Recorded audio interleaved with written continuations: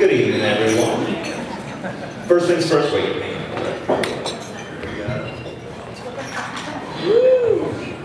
Sorry. First things first, I would just like to say thank you to everyone for coming out. Friends, family, far and wide. Many of us, we haven't seen each other in years, so it's just such a great occasion for everybody to get together. People that we all love, to celebrate the love between two people that we love. For those that don't know me, hello. I am Mike's younger brother, Eric. I know what you're thinking, and we know.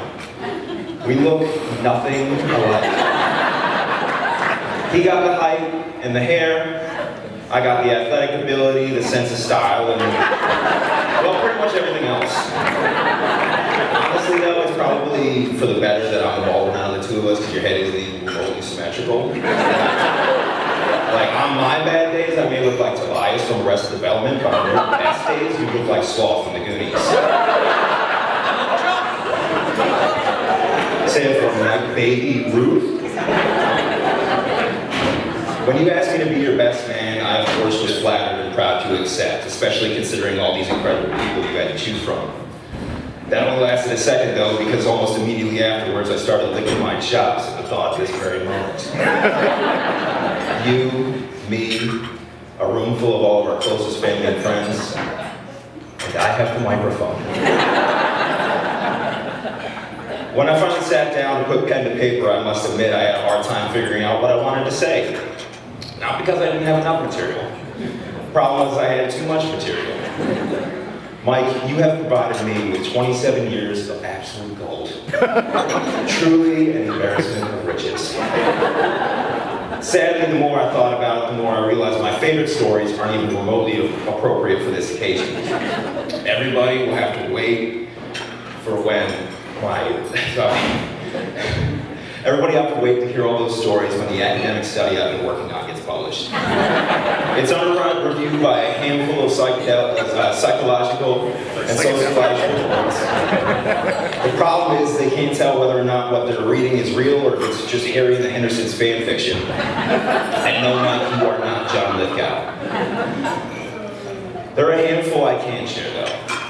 Mike, I know you're probably thinking, this is the point where I tell a couple stories that make you look like a dick. Like the time you threw up all over literally every single pair of shoes I own.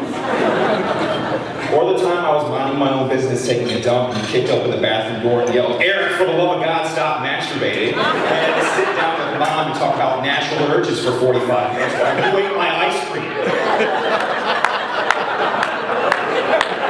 Honestly, between that talk and then the talk we got from Dad, which was literally two sentences, which was, wear a condom, be respectful. That's a miracle we got this far.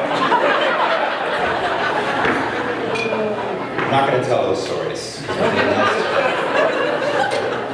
Oh, Michael, Brother Bear, you were my first friend. You were also my first enemy. Which one came first, I'm not sure, but judging by your initial response, which was to smear your own shit all over literally everything in protest of my birth, I'm going to guess it was the latter of the two. You taught me how to ride a bike. You taught me how to throw a spiral. Both of those may come as a shock to anyone that has seen Mike and I play softball together because I never listened to a single piece of advice he ever gives me. Speaking of softball, shout out John Porto. He and I make up that handsomest outfield in the league. Shout out Gus, he plays right. My obsession with music started when you bought the Who's Greatest Hits album, Then and Now on CD. You remember that? I quickly stole it after. When I first started getting interested in comedy, it was because you and I would watch Whose Lines It Anyway and we tried to reenact their improv games. You're one of the main reasons I have such a wide variety of different accents and characters, because you would always say, "Hey, do your best impression of this," or "Hey, pretend you're this." You have always been this chaotic ball of comedic energy. And to this day, I both admire and envy that. That may also be the nicest thing I've ever said to you. One of the coolest parts about this whole thing for me, though, is being able to look back and see your growth over the years. There have been a lot of different versions of Michael. There was Frosted Tips Mike. There was long hair having Dave Matthews loving guitar guy at the party, Mike. Fucking hated him. Then there was what I refer to as Caveman Mike. He was arguably my least favorite, because after a night of heavy drinking, he would order a large pizza with pepperoni and Canadian bacon with a side of jalapeno poppers, crush all of it, and then proceed to produce gas noxious enough to violate the Geneva Convention. The fact that we had to share a room at that time could be considered cruel and unusual punishment. My favorite version of Mike, though, is the latest one. The version he's been since he met you, Kelsey. I genuinely have never seen him happier than when he is with you. I have never seen him laugh or have more fun with anyone than when he is with you. Not only that, but he cooks, cleans, bathes regularly, exercises sometimes, and he actually gives me his leftovers instead of eating mine. Kelsey, I don't know what you did, but you've done the unthinkable. You've turned my brother into a human being. You're like a lion tamer, only instead of a lion, he's more of a deranged circus bear that shits pants while riding a unicycle.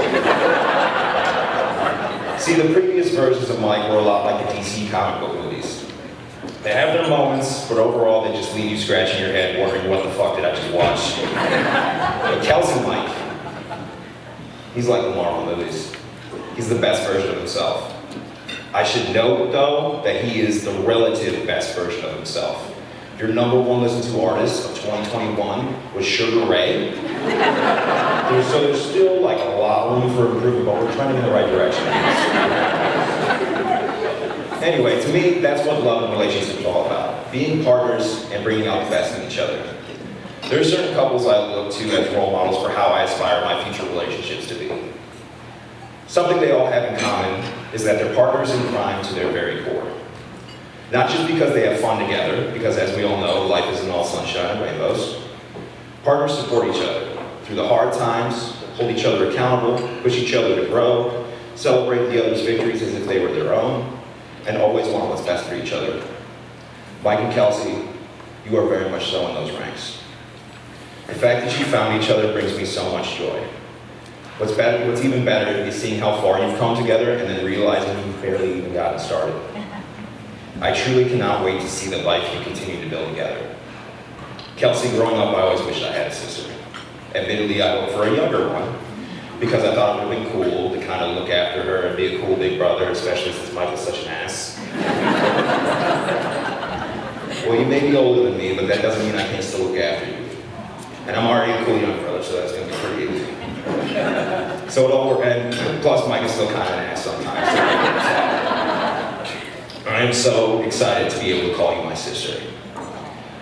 I gotta be honest though, you signing up for this, not just willingly but enthusiastically, is a little concerning. I'm not sure whether to warn you or to add you to that aforementioned study I mentioned. But since you haven't seen Totally Looney Tunes yet, I went ahead and left a dossier in your room. It's chock full of useful tips, tricks, and other things that I've programmed into him over the years via Pavlovian methods. For example, you've probably noticed when you argue with him, he likes to toss out big fancy school words that you don't understand. Don't be fooled. He doesn't know what they mean either. He doesn't even have a college degree. He's just losing it trying to confuse you to throw you off your rhythm. If he ever does win though, just remind yourself that you're prettier than him. That always makes me feel better. Another one is his return phrase. Folks with dogs know about return phrases. You say the phrase, dog stops, what it's doing comes back. If Mike is ever acting up or going off on a rant, which he's known to do, just play Can't You See by Marshall Tucker. The second he hears that flute, he will stop whatever he is doing. I guess it's less of a return phrase and more of the violin from Young Frankenstein, but you get the point. And yes, Mike, you are Peter Boyle. Anyway, all this talking has made me thirsty. Far be it from me to be long-winded, I am my father's son after all. Please everyone, raise your glasses to the best friend that I've ever had in my entire life, and the sister I've always wanted. I love you both very dearly, and I cannot wait to see what you do together.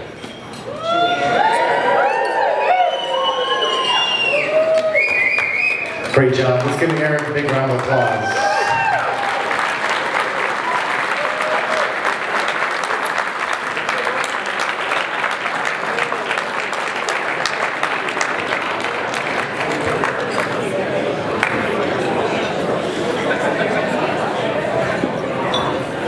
All right, up next, a couple of words from our bride and groom. Put your hands together one more time for Mr. and Mrs. Howard.